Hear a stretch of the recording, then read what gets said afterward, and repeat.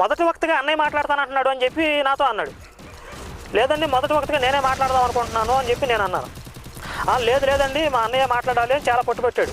ఎందుకు బాబు, ఎందుకు అలా అంత గట్టిగా మీరు మొదటి వక్తగా మాట్లాడాలనుకుంటున్నారు అని నేను అడిగితే, మీరు ఇంతకుముందు డిబేట్లో ఏలియా గురించి వాటి గురించి వీటి గురించి అడిగారు కదా, వాటన్నిటికీ ఆన్సర్ చెప్పేస్తాను అంటున్నాడు. ఫస్ట్ మీరు మిగిలిన క్వశ్చన్స్ ఏమైనా ఉంటే రెడీ చేసుకోండి అంటున్నాడు. కాబట్టి మొదటి వక్తగా మా అన్నయ్యకి అవకాశం ఇవ్వండి అన్నాడు.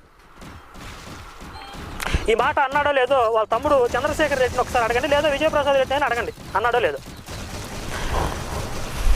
సరే న్యాయమే కదా, మరి ఇంతకుముందు ఆయన వాళ్ళు డిఫెన్స్లో ఉన్నారు కనుక ఆన్సర్ ఇచ్చుకుంటాను అంటున్నాడు కనుక మొదటి వక్తకి అవకాశం ఇద్దామని చెప్పి, సరే బాబు అన్నయ్య మాట్లాడిద్దాంలే అని చెప్పి ఒప్పుకున్నాను. రెండో విషయం.